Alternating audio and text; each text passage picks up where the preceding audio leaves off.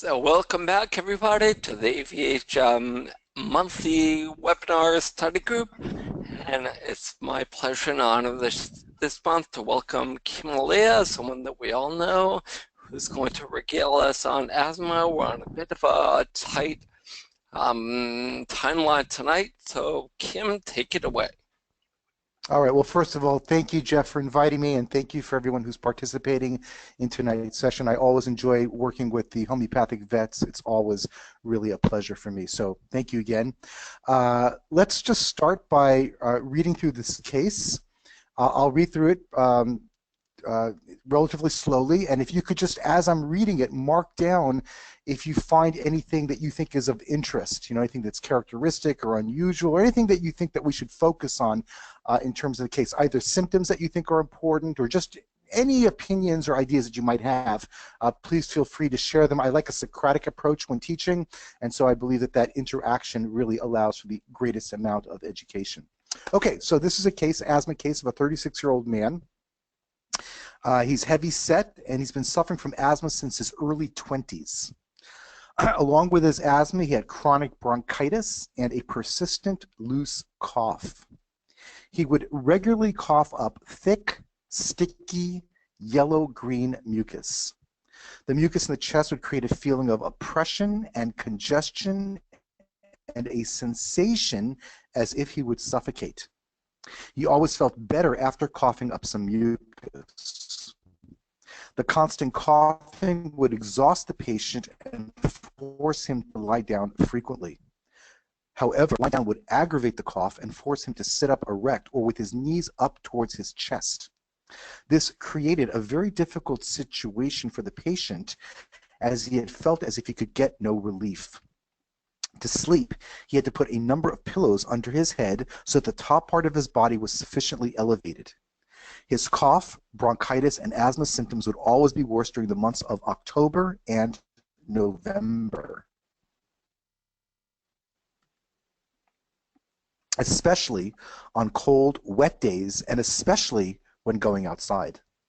He was also worse from 9 or 10 p.m. until about 2 to 3 a.m., and during these hours, his cough would keep him up, and consequently, he would be very tired when waking in the morning. In addition to the respiratory problems, he described an obstinate constipation, which had been going on since his early teens. He had tried everything, but nothing would help. Even laxatives had a minimal effect. As a result, he would do an enema about 2 to 3 times a week. Interestingly, after doing an enema, the respiratory symptoms would improve for a number of hours. This was the only time he could lie down flat and not go into a coughing fit. Unfortunately, the relief only lasted a short time, and eventually his symptoms would completely return. He perspired a lot. There was a cold, clammy sweat on his hands, head, and feet. However, he said that the areas where he would sweat felt very hot. He also perspired under his armpits, but the sweat there was not cold or clammy. In general, he was a chilly patient with a lot of anxieties and fears. He was worried about his future, his job, and what people thought of him. He had a lot of insecurities about performing well. He also had stage fright, fear of high places, and fear of needles. He would avoid getting injections at all costs. Hold on.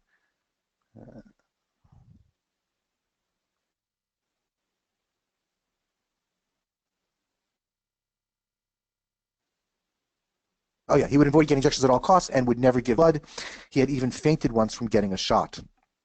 He considered himself to be a very hardworking and responsible individual. He said that his friends always looked to him when dealing with difficult problems.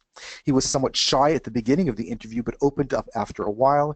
He also said that he could be quite obstinate when he felt strongly about something. Okay, so that's the case. Obviously, this is a summary. It's not every symptom that I received during the case-taking process, but it's essentially an overview of what I think is most relevant and most important in the case.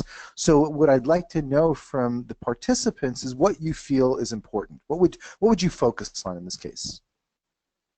What would you pay attention to?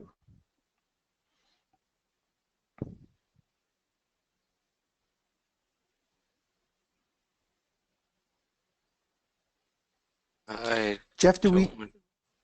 Yep, I'm Are people? looking right now. Okay. We're actually losing you off and on, unfortunately. But so far, no. It looks like no takers. So I guess I'll No comments. start with Go start. the suffocation sensation that he has with the cough, which is somewhat common, but not that. So I say suffocation sensation. Okay, yeah, and I totally agree. Not every remedy that we think of for asthma necessarily has intense suffocation. There are certain remedies that we will think of more strongly for this. For example, like antimonium tartaricum, or carboveg, or Aurelia racemosa, or cuprum. These are remedies that have a very intense suffocative type of quality to their asthma, and not all of the remedies have that.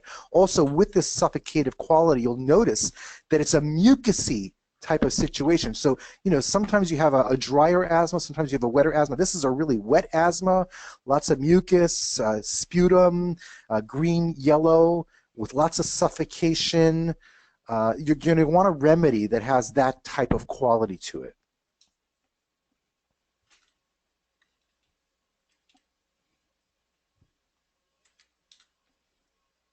Any other thoughts?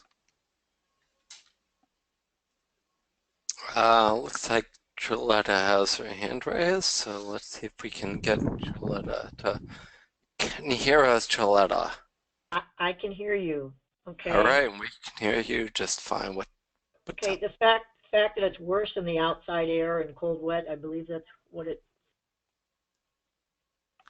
Yes, I mean, this is important, obviously. Now, very commonly, you'll find that people with asthma will be worse in wet weather, or will be worse in cold weather. That's not uncommon, but still, it's a modality. It speaks directly to the sensitivity and susceptibility of this particular patient. And there are certainly remedies that are not worse cold or worse cold wet. So yes, this is absolutely an essential piece of information to take into consideration. And yeah, we want a remedy that's worse in the cold, worse in the wet, and interestingly enough, worse specifically in October and November. So not in December, not so much in January. And you have to think about that, right? So worse cold, worse wet, and especially in October, November, which is the autumn or the fall. And so that also, I think, is something to take into consideration. Remember, the modalities of all the information that we're going to look at in a case, really the modalities is the most useful information, most valuable.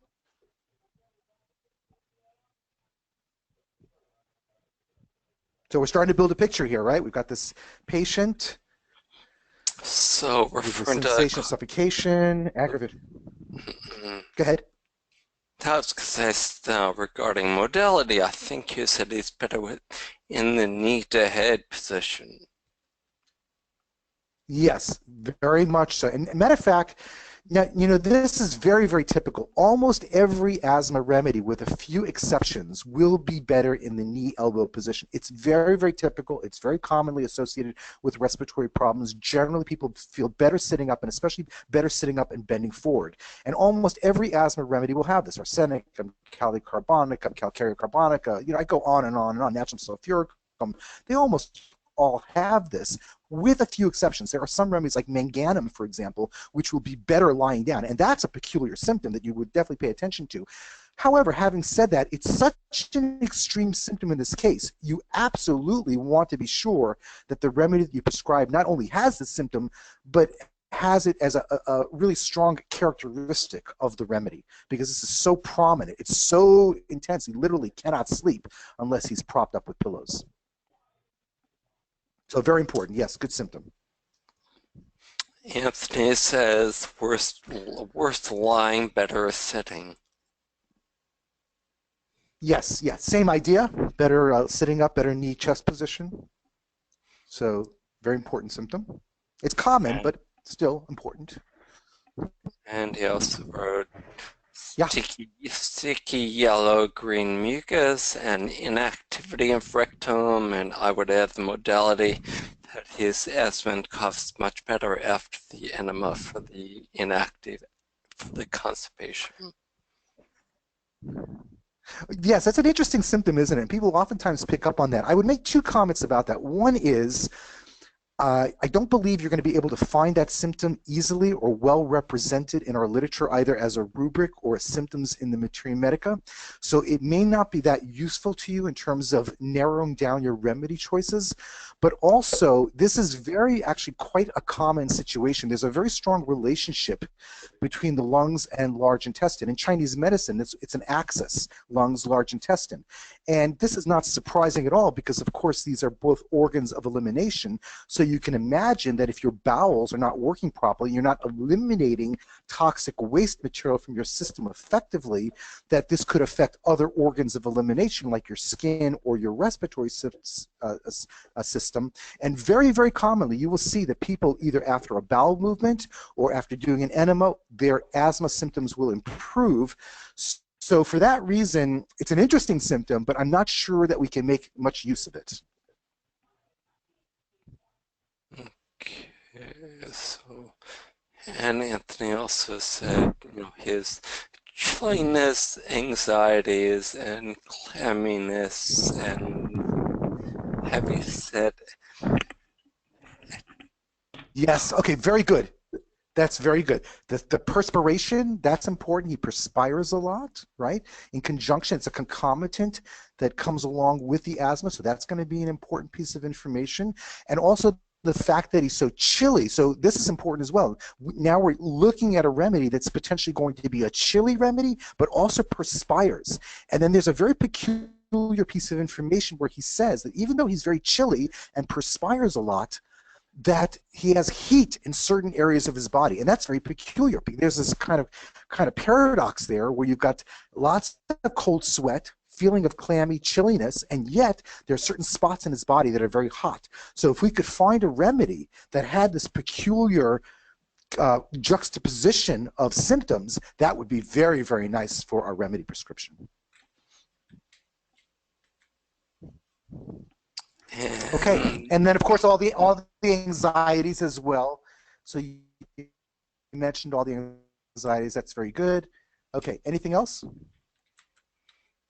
There's one other hand raised. There's one other thing that I think is important. Time. There's one other important symptom that should be mentioned here.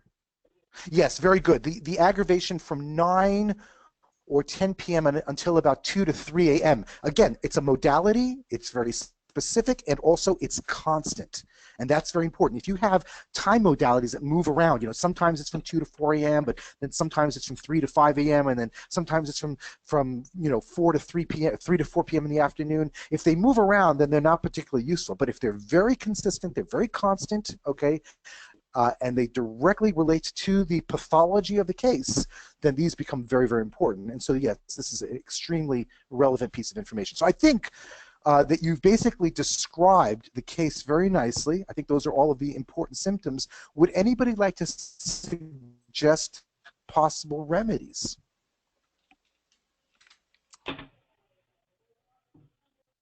Anthony and I both agree on calcarb. Calcarea carbonica. Calcarea carbonica is an excellent, excellent choice. There is a lot here to commend Calcarea carbonica. A lot. And I would say that it's an excellent, excellent choice. It fits the totality of the case. But I actually felt that there was a remedy that even was a better choice than Calcarea. Based on the symptom picture of the case. It's actually a remedy that oftentimes can be confused with Calcarea carbonica. They're very similar in many respects. So oftentimes the cases where you give Calcarea, they actually need this remedy instead. And so based on that information, I actually gave a different remedy, but you're absolutely right. That's an excellent, excellent choice. And if I hadn't given that other remedy, I would have given Calcarea carbonica. Any other suggestions? Bye. Say it again. I just said Cali bye, but I haven't repertorized all of it. Calibichromicum. Well, calibichromicum is an interesting suggestion as well. The calis in general tend to be remedies that have asthmatic, especially carbonica, but carbonica as well. It's got that thick green, yellowy type of mucus. Usually it's very stringy, which is I don't think was described here in the case. They can be overweight, which is very nice.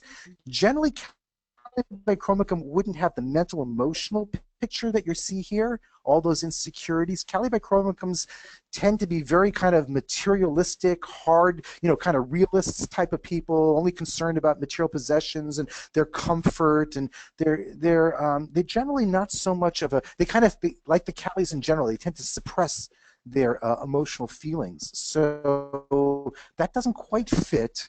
And also, the time modalities don't fit the Callies at all. Well, yeah, you see, generally if it was the Callies, like Calli arsenicosum, it would be like right after around 1 a.m. Then you have Calli carbonicum, Calli bichromicum. Those are like between 2 to 4 or 2 to 5 a.m. You've got Calli iodatum and Calli sulfuricum. Those are a bit little later, 4 to 5 a.m. But generally speaking, they're between that 1 to 5 a.m. range, whereas here, the modality, the aggravation is between 9 p.m. to about 3 a.m. So that's a little bit different.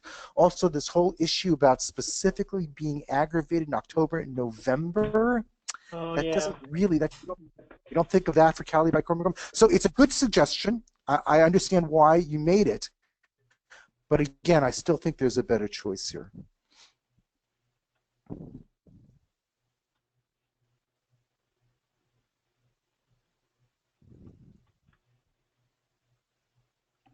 Okay, well, if no other suggestions are forthcoming, we can go ahead and look at the follow-up. Would you like to do that? Give you a few more seconds in case somebody has one. What's that? That sounds great. All right, let's do it. Okay, so here's the case. I know. Case of a 36-year-old man. Can everybody see the screen? Hold on a second. Yep. Can everybody see it? Okay, good. So case of a 36-year-old man. All righty. So the prescription, the remedy that was prescribed in this case was Blata orientalis, and I gave that 30C in water, BID, succussing 7 times between each dose. So here is a repertorization. Now, obviously, this is not actually how I repertorize the case. This is simply for the purposes of education. This is a pedagogical exercise, essentially. But I put in here all of the rubrics of the case so you could just get a sense of how well Blata runs through these symptoms. So you can see, for example, that it's very, very strong for bronchitis, which he had. It has the yellow expectoration, the green, the viscid expectoration, the difficult respiration, which is ameliorated after expectoration, the suffocative cough, the weakness with the respiration, the asthma, which is worse lying down, aggravated lying down, the respiration difficult lying, ameliorated in the knee and elbow position. You can see there's only 3 remedies in that particular rubric. The chest depression lying aggravates, the respiration after midnight, it must sit up, asthma 10 p.m., asthma 9 p.m., asthma at night. And here's an interesting one. Look at this rubric, respiration asthmatic in obesity. It's the only remedy listed. Now, obviously, that's an incomplete rubric, and we could add Calcarea and many other Carboveg and many other remedies to that rubric, but it gives you a sense that that's a very strong indication of Blata orientalis. This is a remedy we think of for corpulent or overweight, heavy-set individuals who have a propensity towards a certain type of respiratory or asthmatic problem.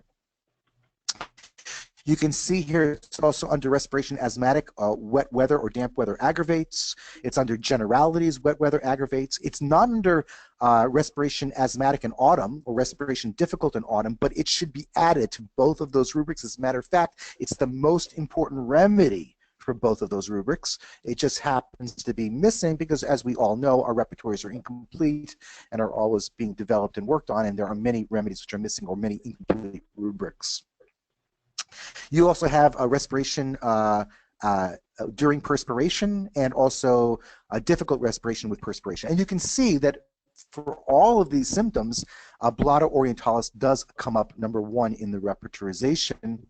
I also would like you to notice that sometimes I chose a rubric that says respiration asthmatic, and sometimes I chose a rubric that says respiration difficult. And so you should be aware that when you're searching for rubrics for asthma in the repertory, that there are two different places to look for them. One is under respiration difficult, and the other place is under respiration asthmatic. And sometimes you will have to combine like a respiration difficult aggravated at night and respiration asthmatic aggravated at night and make them together to make sure that you haven't missed any potentially possible good remedy choices. So based on the symptom picture of the case and the repertorization that I did, it seemed to me that the best choice was Blata orientalis. And here you can see another repertorization that I chose actually, where I put in some different sets of symptoms, especially focusing on the mental symptoms and some of the general physicals with some of the respiratory symptoms. And when I do that, in this smaller subset of symptomatology, you can see that the first remedy that shows up in the analysis is silica. So I just want you to remember that for now, and we'll get back to that in just a minute. You can see, of course, that silica would be a remedy that would be very important in asthmatic respiration. It was worse damp weather.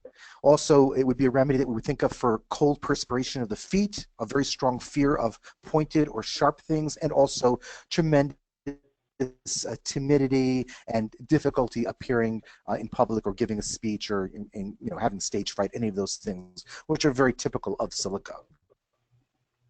Now, in aphorism 162 of the Organon, there's a section of the Organon, aphorisms 162 through 172, which specifically focuses on the issue of lack of available medicines. Remember, during Hahnemann's time, during the time of Berningshausen and Hahnemann and these very early homeopaths, they had a limited supply of homeopathic remedies. Hahnemann basically used, about 150 remedies in total. There are only 125 in the Berningshausen therapeutic pocketbook repertory. So you can imagine that there would be many cases that these old-time practitioners would see where there was no one remedy that perfectly or really fit the case closely enough. It was just not really a perfect or really good fit. And as a matter of fact, just so everybody's aware, in aphorism 156 of the Organon, Hahnemann says that the chance of giving a perfect remedy is very, very, very small because there are so many possibilities from nature of things that could be remedies that our chance from the sample set that we have being so small, it's very unlikely that we're going to find this perfectly fitting remedy. So in aphorism 162, at the beginning of this section, he says, because there are still only a moderate number of medicines which are exactly known as to their true pure action, it sometimes happens that only a portion of the symptoms of the disease to be cured are met within the set of symptoms of the still best fitting medicine. Consequently, this imperfect medicinal disease potence must be employed for a lack of a more perfect one. So he's saying, sometimes it happens. You've got this remedy and it simply doesn't fit the case perfectly, but it's still, of all the remedies that have been proven and available to you, it's really the overall best choice. And then continuing in aphorism 163, he writes, in such cases, a complete, untroublesome cure cannot be expected because when the imperfect medicine is used, some befallments will then emerge which were not to be found earlier in the disease. These are accessory symptoms of the not completely fitting medicine. To be sure, this will not hamper a considerable part of the malady, i.e. the disease symptoms that are similar to the medicinal symptoms, from being expunged by this medicine, and a fair beginning of the cure arising by this means, although not without accessory ailments. With properly small medicinal doses, these accessory ailments will be moderate. So what he's saying is, okay, we're going to give this best remedy. It's not going to fit perfectly. It's going to address the symptoms that it is homeopathic to, that fit the case in front of it, but those that it does not fit will not be affected, and actually even there's the possibility of new symptoms arising after the first remedy has been prescribed. And then, in aphorism 167, he writes, in cases of acute disease, if accessory ailments of some moment arise with the use of this first employed imperfectly homeopathic medicine, one should not let this first dose fully finish its work, abandoning the patient to the medicine's full duration of action. And then here's the point. He says, rather, one should examine anew the now altered disease state and bring the original symptoms that remain into connection with the newly arisen ones in order to record a new disease image. So what he's saying here is that you give this remedy, it doesn't perfectly fit the case, some symptoms will go away, new ones arise, and what you will take is you'll take the old symptoms that remain and the new ones that have developed, you'll combine them together, you'll form a new disease image, and you will prescribe based on this new disease image. And so you will give a series of remedies over a period of time based on this specific methodology that is described in aphorisms 162 through 172 of the Organon. And then in aphorism 168, he continues by writing, in this way, one will more easily find an analog from among the known medicines that corresponds to this new disease image, these new symptoms that came up, the old ones that remained and the new ones that came up. Even just a single dose of this second medicine, while not entirely annihilating the disease, will bring the case much closer to cure. And so one continues along, if even this medicine is not fully sufficient to restore health, examining again and again the disease state that still remains and selecting a homeopathic medicine that is as fitting as possible for it until the intention to place the patient in full possession of health is reached. And so what he's essentially saying is that in many, many cases, you will need to give a series of remedies. There's no one remedy that will perfectly fit all the symptom picture of that case, and new symptoms will come up and old ones will disappear and some will remain. You'll just keep prescribing based on these new pictures that emerge after each subsequent remedy prescription. If the symptom picture has changed, if the symptom picture of course is the same, then you will not change your remedy. And then in aphorism 169 he writes, if on the first examination of a disease and the first selection of a medicine for it, no one medicine's disease elements sufficiently cover the symptom complex of the disease owing to an insufficient number of known medicines, but two medicines contend for preference in terms of suitability, one medicine homeopathically fitting one portion of the disease signs and the other medicine fitting another portion, it is not advisable after using the superior of the two medicines to automatically give the other one without examining the case. The medicine that before proclaimed itself second best may, under the altered circumstances, no longer fit the remaining symptoms. In this case, a more fitting homeopathic medication must be selected in place of the second medicine for the newly recorded stock of symptoms. I'll just explain this quickly. What he's saying is you've got two remedies in contention. Here, for example, we saw in the case that silica came up and seemed to fit a certain part of the case quite nicely, and we saw that Blata orientalis overall seems to fit the case, but maybe some aspects of it doesn't fit, like it didn't seem to fit all the fears and the anxieties, the fear of needles and fear of heights. It doesn't, we don't know that about Blata. It's not something we're aware of. So we see two remedies coming up, or maybe even three: silica, Calcarea, and Blata orientalis.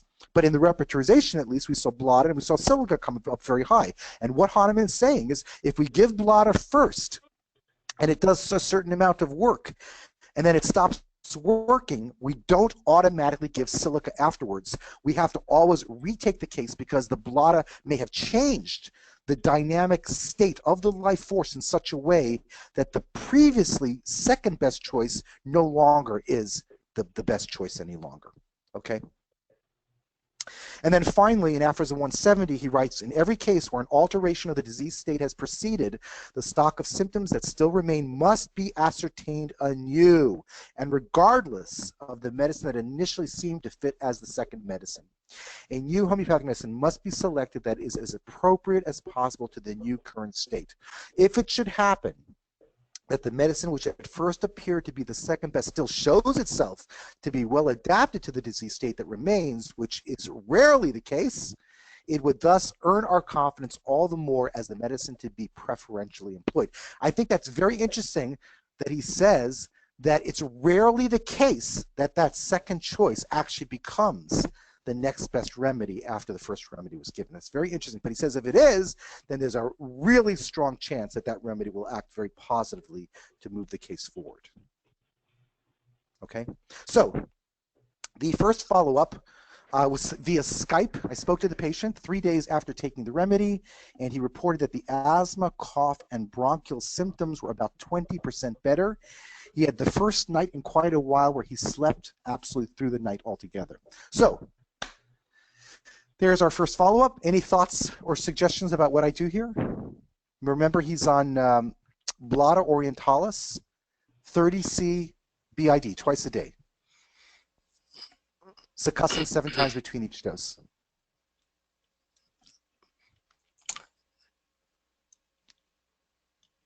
Suggestions? No, I don't see any hands. So how's he feel? I mean, if he's feeling well, energy-wise and all else well, I would just keep doing what you're doing. Absolutely, yeah. He's generally feeling better. He says he just seems to be feeling better, and his asthma symptoms are better too. And he's not now. Listen, if his asthma symptoms were better, and there was some other thing that was like, he was starting to developing, I don't know, neurological problems or deep depression, then we would have to reassess what was going on here. But here, it's really a positive movement forward, and Hahnemann's very clear in the Organon that in these types of cases, this is both in the 5th and 6th editions of the Organon where you're using the water potencies.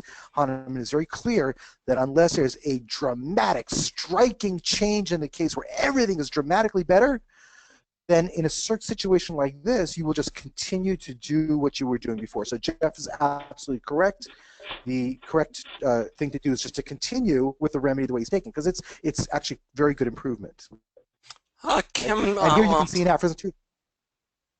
Yeah, go ahead. No, I'm sorry, I didn't mean to interrupt, but I was wondering if you have any thoughts on the previous slide as to why Hahnemann said that, if you can go back 2 slides. This one here? Yeah. Yep. Why do you think he says that the new remedy, or the second best remedy, is unlikely to be the correct remedy? Well, that's got to be based on his experience. It's a very simple thing. He's got 2 choices, and he found over 50 years of practice that it was rarely the case that second choice was actually the best remedy down the course. So, and I have to say, you'll see that in this case, it's exactly the same thing. You'll see it worked out in this case exactly the same way. Okay, so we'll continue.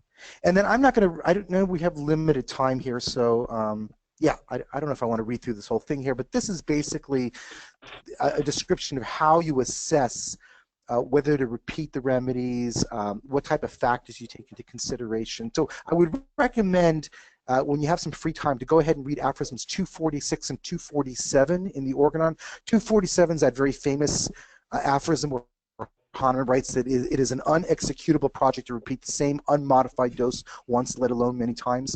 That's the one where he basically says that, and this is basically introduced around 1829, 1830, where Hahnemann stops using the dry dose approach altogether and always puts the remedies. Actually, after 1833, my understanding is that all remedies were always put in solution. He never used dry doses after 1833. So the second follow-up, I spoke with a patient via Skype. This is 3 weeks after starting the remedy, and his respiratory symptoms have improved significantly. He estimates he's about 60 to 70% better. So this is really quite good. He's 60, 70% better. It's 3 weeks after starting the remedy. I think it's obvious to everybody that we're just going to continue in a situation like this. So we're going to continue. And then the third prescription, I spoke with a patient via Skype about 7 weeks after the initial prescription, and the patient's respiratory symptoms have been coming back, but with a slightly different character. The symptoms were the same, but with different modalities. Now he's aggravated by sitting, any motion, walking, and in the morning on waking. So, what do I do now?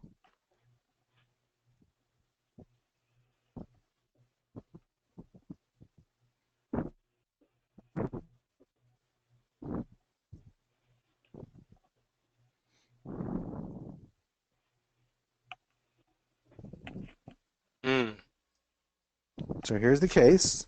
What should I do? Waiting to see if there are any hands. Looks like Christina's hand is raised, so Christina, you're on. Hi, Kim. Good to hear you. Well, at this point, Hey, how are you? I'd want to read about BLADA and see Say if that again? BLADA had those modalities. And Okay. if it did not have these, then I would go back and retake the case. Exactly correct. You know, you want to see, does this still fit within the context of a BLADA orientalis case? You know, and so essentially, that's correct. You would basically retake the case, re-repertorize, look and see, does BLADA still fit this, or is there now a better remedy choice? And that's exactly what Hahnemann was describing in that section 162 through 172 of the Organon, where he was talking about, you know, if the new symptoms come up, you're going to retake the case, there's a new picture, and you're going to prescribe based on that. So that's absolutely the correct answer, okay? And here it is again. I'll just read the bottom there. Rather, one should examine anew the now altered disease state and bring the original symptoms that remain into connection with the newly arisen ones in order to record a new disease image. So that's exactly what Christina said. That's what we're going to do. And here you can see the new picture of the case, okay, with these new modalities, okay, and you'll see the two remedies that come up high in the list are, interestingly enough, Calcarea and silica, okay? And if you look here at the new symptoms, which are at the bottom of the repertorization, the respiration asthmatic motion aggravates, the respiration asthmatic sitting aggravates, the respiration asthmatic walking aggravates, the respiration asthmatic recurrent, and the respiration asthmatic in the morning on rising, you will see that those new much better fit Calcarea carbonica than they do silica. And this is exactly what Hahnemann was basically pointing out in the Organon, where he said that the second choice is seldom the actual next indicated remedy when the first one is no longer indicated. And you could see we could easily have just simply given silica. It did come up high in the repertorization, but when we actually look at those new modalities, we see that the next remedy prescription really should be Calcarea and not silica. So he's given Calcarea carbonica, and I don't have what I gave him here. Sorry about that. I'd have to go back and look. Okay, anyway, third prescription, I spoke with the patient via Skype about 7 weeks after. Okay, so I gave Calcarea carbonica. 1 month after taking the Calcarea carbonica, the patient is doing much better on all levels. His respiratory symptoms are about 90% better. He also feels much more calm and centered. He has also started to remember his dreams. His energy level is 200% better than before. So he's really quite a bit better now. Okay, and it's so dramatic. It's such a striking response that I decided to stop. I believe I gave him 1 dose of Calcarea, 200C, but I'm not positive. I have to go back and look. Okay, and now at the 5th follow-up, it's now approximately 2 months since taking the Calcarea carbonica, and the patient's not reporting any respiratory symptoms. His energy level is really good, and he feels more emotionally balanced than he has for years. And at this point, I began to discuss with him, as I do with most of my patients, hygienic factors, because it's my opinion that the homeopathic remedy is a wonderful aid to basically retune a person's life force in such a manner that they can begin to really have a much healthier relationship to the world around them. But oftentimes we have certain types of conditioning, either familial or social conditioning, which has gotten us into a place where we're have certain lifestyle habits or practices which are simply going to compromise the action of the homeopathic remedy. And so I believe it's very, very important to always look at exercise, nutrition, meditation, yoga, all of these factors which help to overall improve the general physical health. Now, in my own experience, I have cases where I've given a remedy and the remedy by itself has simply been sufficient to get that person to make the lifestyle changes on their own. They take a remedy and everything changes, and they themselves, you know, stop drinking coffee and all these other things. But I find that that's not always the case, and sometimes you have to basically support people with regard to nutrition and exercise and things like that. So I think that's very important. Okay, so that's the case. I would like to actually just talk a little bit about BLADA orientalis as a remedy, because I suspect that you're probably not that familiar with it.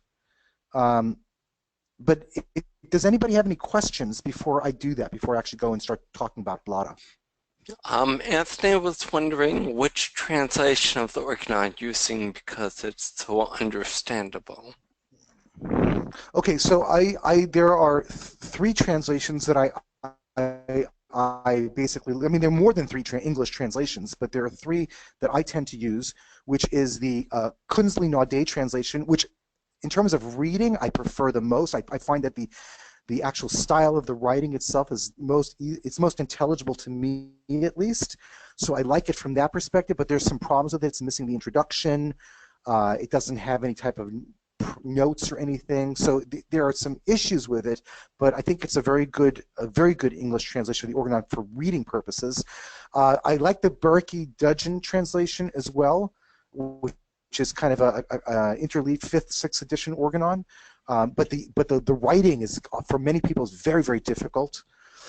And then I will also tend to read Wenda Brewster O'Reilly's annotated version of Stephen Decker's translation of the Organon, which is an interesting translation. I think that there are some issues with it, but it's extremely useful in a number of different from a number of different perspectives.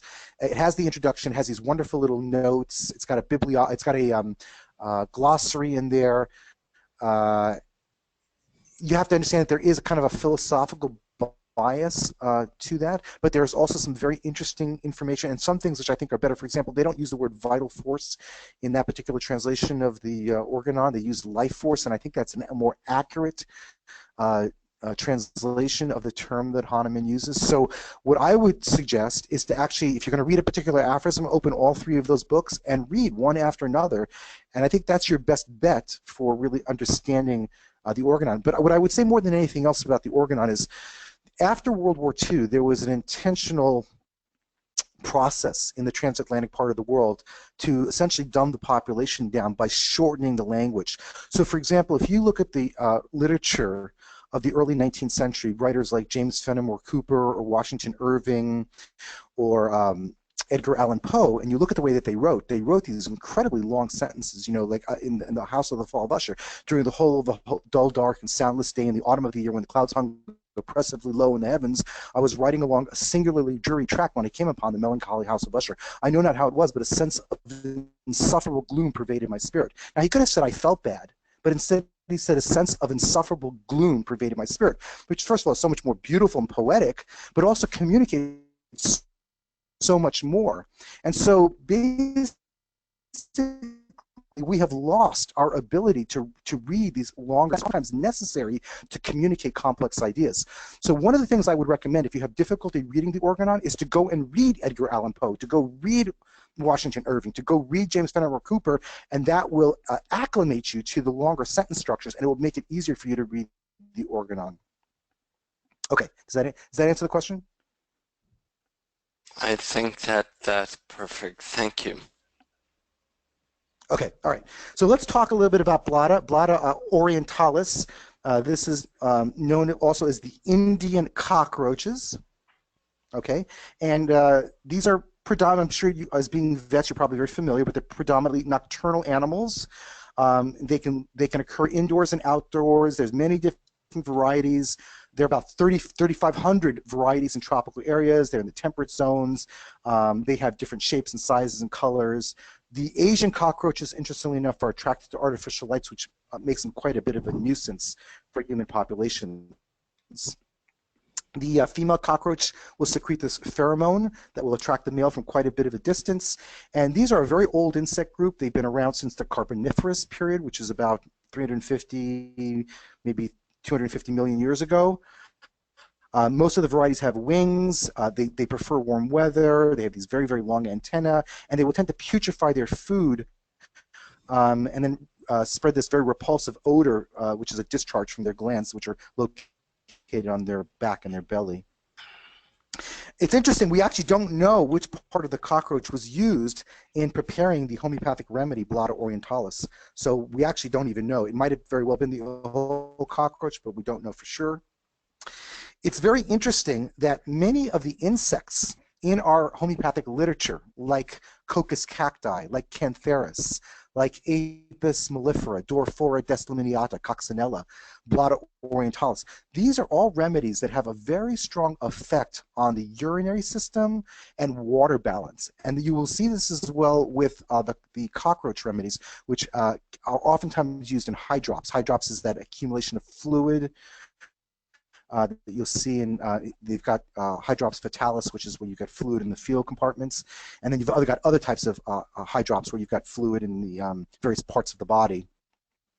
Anyway, Blota is one of the remedies that we think of for that particular condition, but just in general, you'll find that the insect remedies seem to have a very strong effect or impact on the urinary system and water in general in the body. You'll also notice that under the respiration chapter towards the right there, you'll notice that purple bar is Blota orientalis. So Blota specifically has a very strong effect on the respiratory system, much more than any of the other insect remedies. Now, it's interesting. Its properties were accidentally found by there was a fellow who had terrible asthma, and he was drinking a cup of tea, and this is, I guess, in India, and one of his servants had actually made the tea, and there had actually been a cockroach at the bottom, and so he drank this cup of tea with the cockroach at the bottom.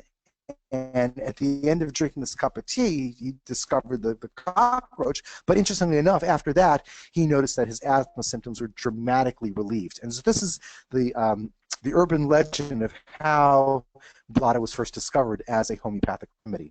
And then subsequently, there was a proving that was conducted. It was published in the Homeopathic Recorder. This is actually the actual issue that it was published in. There was a Dr. D.N. Ray from Calcutta, and he did the original proving, and you can see the original write-up of it in this 1890 publication of the Homeopathic Recorder.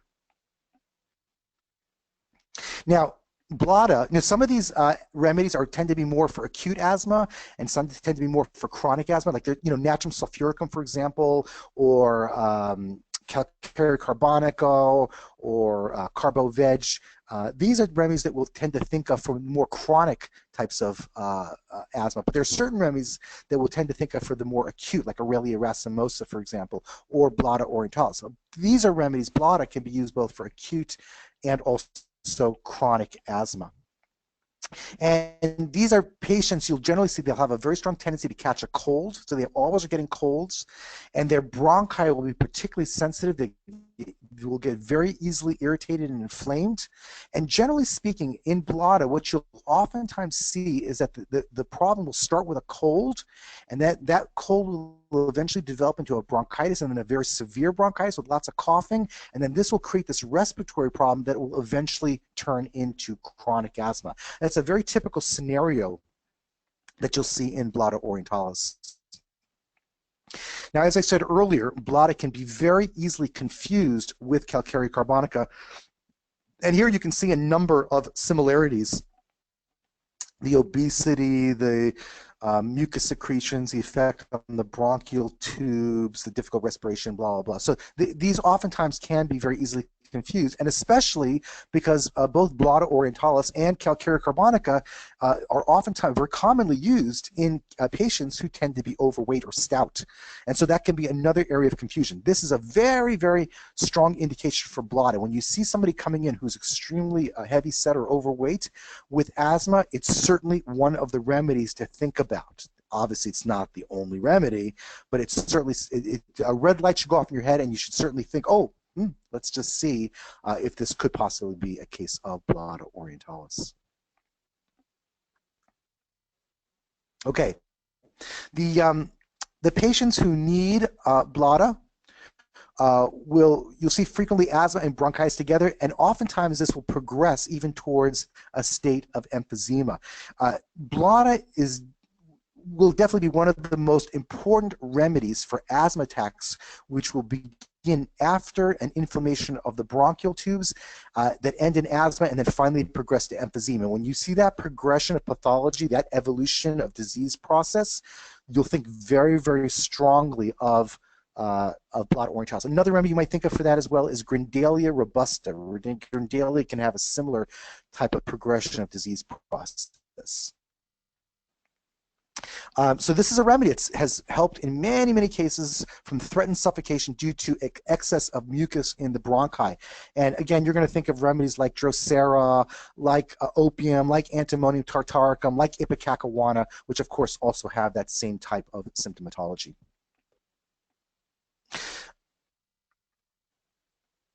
Now, the expectoration in blotto, very much like you might see in Natrum sulfuricum, will tend to be greenish, will tend to be purulent. It'll be tough, viscid, and yellow. So this can look kind of like Calibichromicum or maybe Natrum sulfuricum, which have the same type of mucousy, greenish, yellow, tough, sticky type of mucus. And here you can see if we repertorize those particular symptoms, you can see Blotto orientalis coming up, and there you see Natrum sulfuricum coming up right before it. This is a common symptom, but important for Blotto orientalis, which is that they are, generally speaking, they are ameliorated by expectoration. So it's common, but certainly something you want to consider. And again, you can see the similarity to antimonium tartaricum, which of course also will be much better from expectoration of mucus. Another symptom that's important with Blotto orientalis is a dry hacking cough with little expectoration. So now this is important to remember that even though Blotto oftentimes will have these mucousy types of respiratory problems that can resemble antimonium tartaricum or Grindalia robusta or Natrum sulfuricum or pulsatilla can have that type of thing. They can also sometimes have a type of more dry cough with no expectoration. But even though they have that, like in antimonium tartaricum, you can still hear a rattling in the lungs. You'll see that very strongly in antimonium tartaricum. You'll also see it in the remedy called Calcarea aceticum, which will have that very strong rattling type of cough. Now, John Henry Clark, in his dictionary, mentions that Blotto orientalis is most especially suited to corpulent or heavyset or obese patients that are especially aggravated in rainy weather. My experience personally with Blotto is that it doesn't have to be rainy. All it has to be is cold and wet. It's that combination of cold, humid, wet weather where there's a lot of saturation moisture, where there's a lot of mold in the air. That's what you need. It could be rainy, but it doesn't have to. It just has to be wet, cool, humid, a lot of moisture in the air. That's the type of environment that will most aggravate Blotto orientalis. And I want you to notice here at the bottom, there's a rubric aggravated from molds, fungi, rotting leaves, etc. And that actually is the grand keynote of the remedy, which is that they're very much aggravated from rotting leaves. They have very strong allergy to molds, and all of these types of circumstances will cause difficulty in respiration. It's the #1 big keynote of Blotto orientalis, and actually the reason that I chose Blotto in that case, because if you remember, he was aggravated when he went outside and when it was cold and damp out, but remember, it was only in October and November.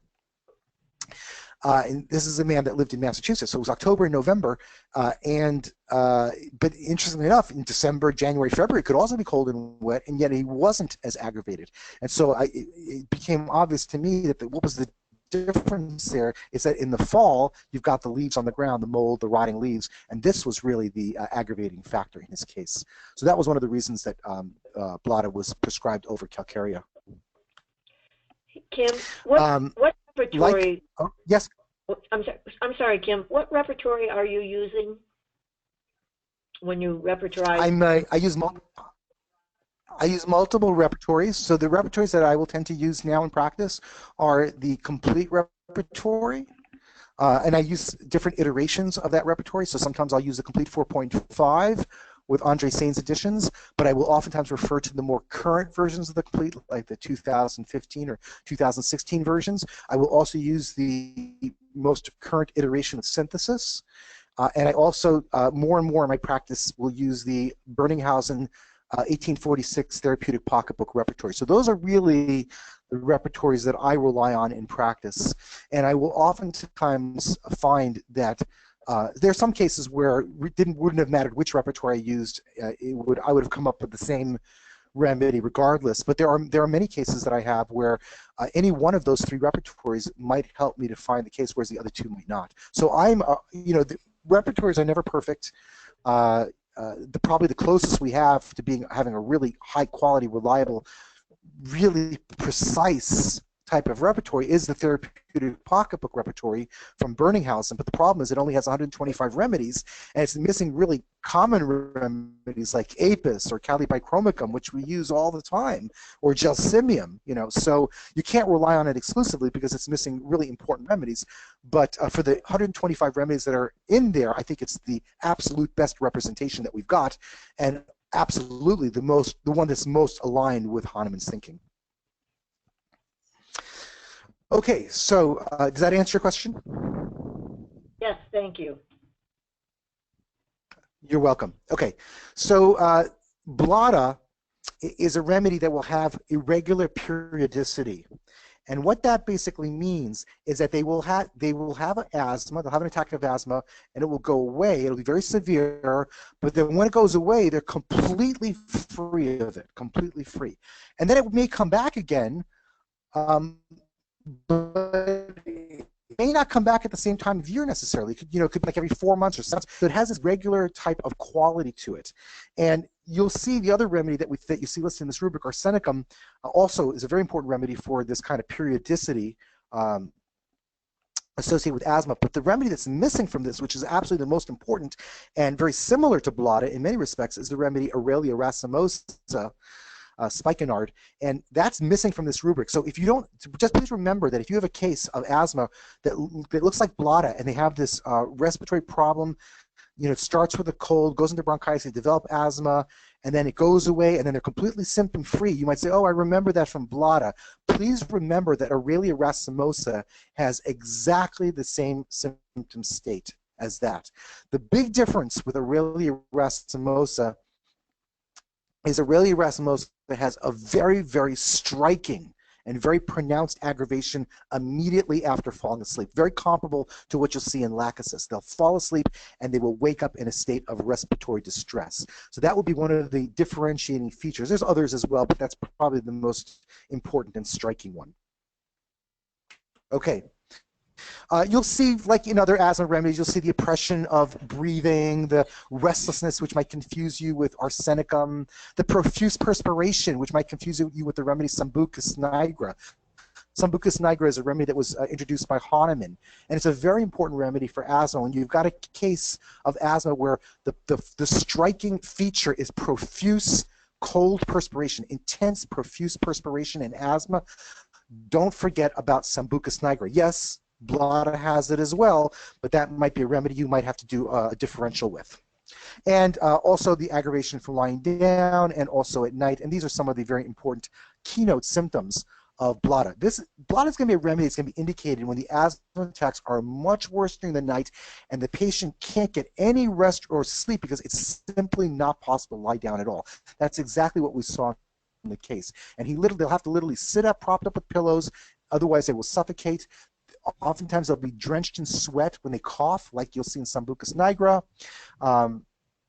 And you'll have to differentiate it with remedies like arsenicum, Sambucus nigra, and also antimonium tartaricum. It'll look like a combination of antimonium tartaricum and kind of arsenicum, something kind of like that. Okay, here you can see I did a big repertorization of all of these interesting symptoms that compare arsenicum, lachesis, Sambucus nigra, carboveg, Blada, just a bunch of remedies that have similar types of symptomatology that you would oftentimes have to take into consideration in practice. Remember, very, very important in this remedy is very difficult respiration, persistent coughing, and it will exhaust them. So this maybe you'll think of remedies like antimonium tartaricum or stannum, where they have this tremendous exhaustion, lack of, or carboveg, where there's exhaustion, lack of ability to get enough oxygen into the system. It'll be a circumstance like that. And these patients will sit up day and night, but they'll always be worse at night, always worse at night. Okay. Also, as I mentioned before, And we saw in the case the asthma is very much ameliorated sitting up and also in the knee chest position. But again, this is very common, and this is a totally incomplete rubric. I mean, there should be at least another 100 remedies added to this rubric. Of course, metarhinum has a symptom very strongly, but you should look. Carbonica should, carbonica was the #1 remedy for this particular symptom, and it's not even in the rubric at all. So you got to add. This is not a rubric to rely on in practice. Okay, also very much aggravated from any type of exertion. Even slight exertion will aggravate them very, very much. They're weak. They're kind of in a weakened, exhausted type of state. Okay, and then in the last stages of bladder orientalis, they have tremendous difficulty in breathing. They'll almost impossible. The jaws will get locked. Oftentimes you'll see saliva will dribble from the corners of their mouth, and the body will be cold with clammy perspiration on the forehead. They'll be totally exhausted. Sometimes they won't even want to move at all. Sometimes they can almost look dead. They'll be sitting in their bed. They'll be leaning forward so their head will almost touch their legs. That's the kind of picture when you walk into the patient's room. But then they have this very interesting symptom where oftentimes they will describe a sensation of heat in different parts of their body. And that's exactly what we saw in that case where he had that kind of cold perspiration, which made us think of silica, which might have made us think of calcarea, which might have made us think of Sambucus nigra. But then interestingly, he had that paradoxical symptom of heat in certain spots of the body, which was, again, a very striking characteristic pointing to bladder orientalis. You shouldn't confuse this with bladder americana, which is a remedy we think of much more for cases of dropsy and jaundice. It doesn't have a very good proving, but it has been used clinically for those types of conditions. And other remedies that you'll want to study in relationship to bladder orientalis include Aurelia racemosa. Remember, it has that very similar irregular periodicity, a lot of similar symptomatology in their asthma. Lycopodium, pulsatilla, arsenicum, the anxiousness, Calcarea carbonica, of course, very obvious. Grindalia, which I mentioned, Natrum sulfuricum will be very, very similar in many respects. Belladonna with that heat in the body, and then the Sambucus nigra with the profuse perspiration. Okay, so can I answer any questions for anybody, either about the case or bladder orientalis or just asthma, the treatment of asthma in general? I believe we're all clear, Kim. And I know for one, blood is not medicine that I use frequently, but certainly it bears reading further about. Good, good. Yeah, I think it's an interesting remedy. I've used it a few times now in practice successfully, specifically with asthma. Cool. So if nobody has any questions, then Kim, anything else you want to mention, or we'll wrap it up early? Up to you guys. It's always my pleasure. Yep.